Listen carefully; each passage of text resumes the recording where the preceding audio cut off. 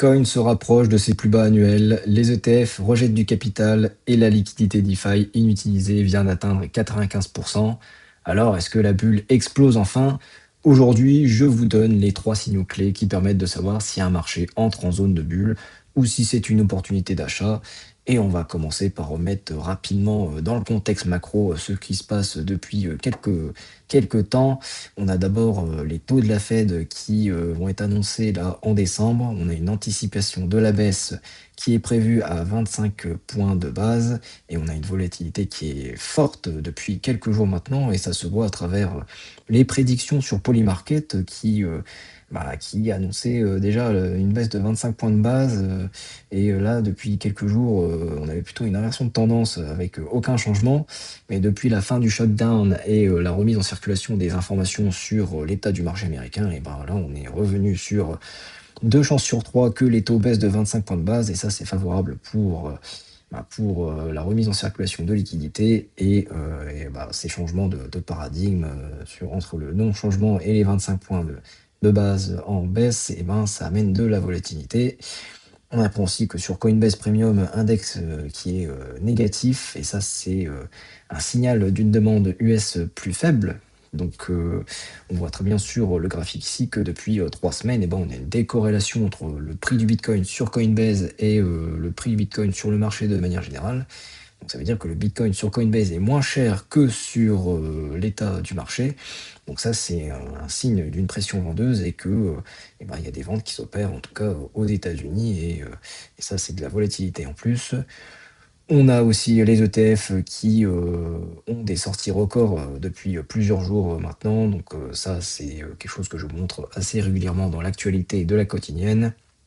Et on a enfin la liquidité DeFi qui a 12 milliards d'immobilisés, mais on apprend que 95% de cette liquidité ne circule pas dans le marché. Donc ça, c'est aussi un signe avant-coureur d'un fin de cycle, en tout cas. Donc ça, c'est ce que je vais vous montrer encore après, et que ça amène aussi de la volatilité.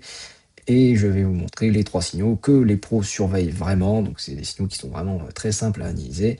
Et je vais vous donner à la fin les trois stratégies actionnables. Donc restez bien jusque au bout de la vidéo selon votre profil et on va commencer tout de suite les trois signaux que les pros surveillent vraiment et on va commencer par le premier signal. Et bien quand la volatilité augmente alors que les volumes baissent, et ben ça c'est un signal possible d'un fin de cycle et c'est même le marqueur d'un fin de cycle qui est le plus marquant, qui est le plus gros parmi tous les marqueurs parce que on a un exemple qui est récent, par exemple sur l'Ethereum qui est passé sous les 3000 $. Et ben, il y a eu une cassure de support, mais on n'a pas eu plus de volume que ça. Et c'est pareil pour le BTC, on a eu des cassures de support, mais les volumes n'étaient pas aussi incroyables que ça. Et on va voir ça tout de suite en direct sur le graphique mensuel. Sur le Bitcoin, et ben, on a eu une grosse bougie rouge qui montre automatiquement une très grosse volatilité avec une chute du prix assez conséquente. On était sur les 110 000 $ encore il y a un mois, et puis là on est descendu sur les 80 000. Mais pour autant, quand on regarde en bas, les volumes, ils sont plutôt en baisse mois après mois. Donc ça c'est un premier signe qu'on arrive sur la fin d'un cycle. Deuxième signal, les whales qui vendent aux week-ends.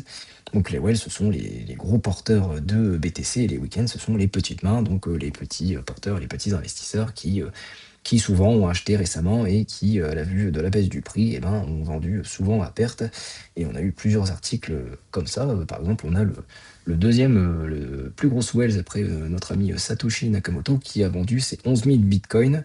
Donc ça représentait plus de 1 milliard de dollars de Bitcoin, il a tout vendu et ça amène de la volatilité. On a, je vous l'ai déjà dit, le Coinbase Premium négatif. Donc ça traduit une faible demande institutionnelle des États-Unis et c'est une pression à la baisse. Et on a une fois de plus les ETF Bitcoin, donc des sorties massives qui sont arrivées depuis novembre, surtout quand on regarde les entrées et les sorties des flux des ETF. Et ben depuis le mois de novembre, on est sur le plus gros mois pour l'instant de sortie des ETF sur le Bitcoin et sur l'Ethereum. Et alors que depuis ce bull run, on était grosso modo que sur des entrées, à part en mars-avril de cette année. Mais là, on a des grosses sorties, donc Ça, c'est un signal qui peut être potentiellement la fin d'un cycle utilisé par les pros. Et signal numéro 3, c'est un stress de liquidité, que ce soit sur la DeFi ou la CeFi, comme on dit, donc la finance décentralisée et la finance centralisée.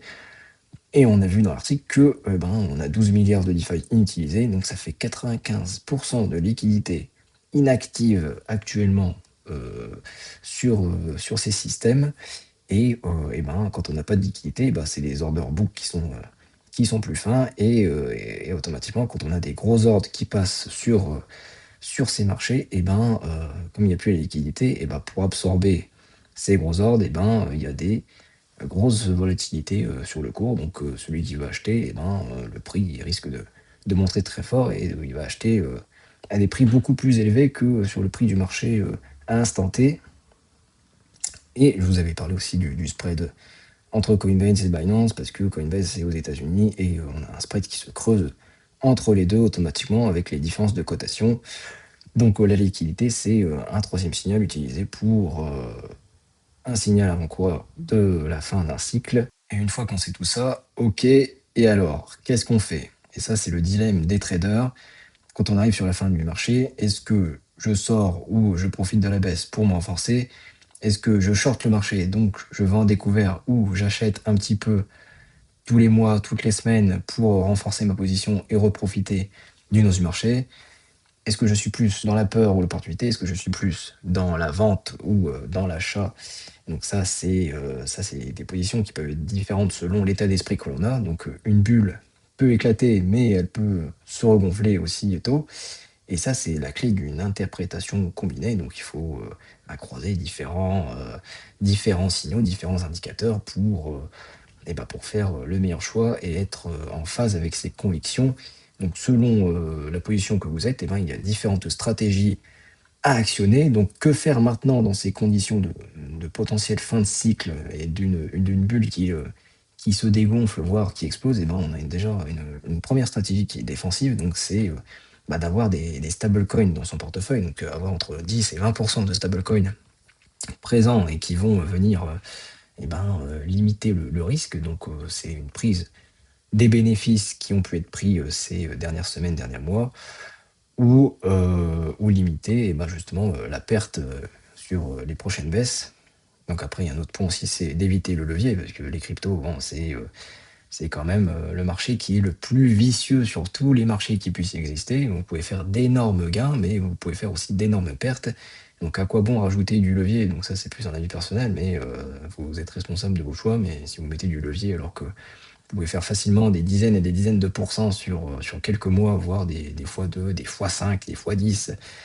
Pourquoi rajouter du levier et prendre des risques à considérer? Donc ça c'est une stratégie qu'il faut mettre en place aussi, c'est d'éviter le levier.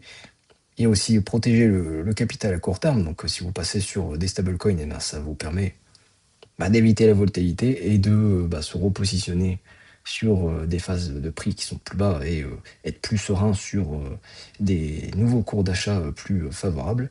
Et les prochains niveaux clés à surveiller, actuellement, ce serait avoir le BTC sur les 75 000 $. Donc là, c'est la grosse résistance qui viendrait en dessous des prix actuels. Et on a le TH, la prochaine résistance, ce serait les 2500 $. Donc voilà, la stratégie défensive à avoir, ce serait d'avoir un peu de stablecoin dans son portefeuille et de saisir les prochaines baisses potentielles. Après, on a une deuxième stratégie, c'est la stratégie d'opportunité.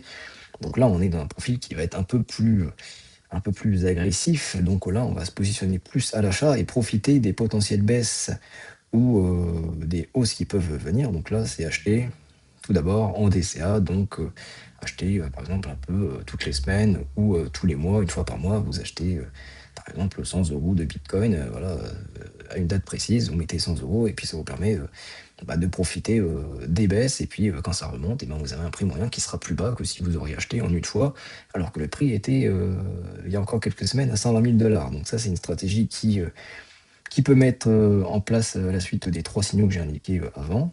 On peut aussi acheter des résistances cassées, donc là il faut attendre d'avoir des phases de retournement et puis ensuite acheter les anciennes résistances que l'on a pu avoir et puis attendre une confirmation de breakout selon les figures chartistes qu'on peut avoir ou les résistances qu'on a pu déceler ensemble ces derniers jours dans la quotidienne. Et une dernière stratégie, là pour le coup, qui est encore plus différenciante, c'est une stratégie sur les altcoins avancés. Donc là, on va privilégier des narratifs qui sont beaucoup plus forts, des narratifs qui ont traversé le temps, ont traversé les cycles et qui ne sont pas une tendance passagère comme on peut avoir par exemple sur les privacy coins. Donc là, comme je l'ai mis, se méfier des pump and dump. Donc là, on a le Zcash par exemple qui a explosé, fait un x10 en un mois, mais c'est pas certain que ça tienne dans le temps. Donc on a des tokens comme ça qui explosent sans vraiment de grandes raisons. On est plus sous un effet de hype, comme les mêmes coins qu'on a pu avoir sur le précédent cycle. Donc tout cela, c'est des choses qu'il faut éviter, plutôt privilégier les narratifs forts. Donc j'ai fait une vidéo sur un top 3 des cryptos sous-évalués, ça peut vous donner déjà une indication, et qui sont des cryptos qui sont, de mon point de vue, solides. Et il y a un point aussi, c'est d'éviter les low cap, qui sont sans liquidité. Ça, c'est des tokens en général qui sont plutôt des projets récents ou qui n'ont pas tenu le coup là, sur le cycle en cours. Et quand il n'y a pas de liquidité, bah, vous allez vous faire défoncer par le marché. Donc mieux vaut éviter. Donc voilà les 3 stratégies actionnables actuellement. Le marché est instable, mais ce n'est pas nouveau. Chaque cycle a son moment de panique. Si tu as apprécié le contenu, mets un petit like et abonne-toi pour ne pas louper les prochaines vidéos. Je te souhaite une très bonne journée. Ciao, bye.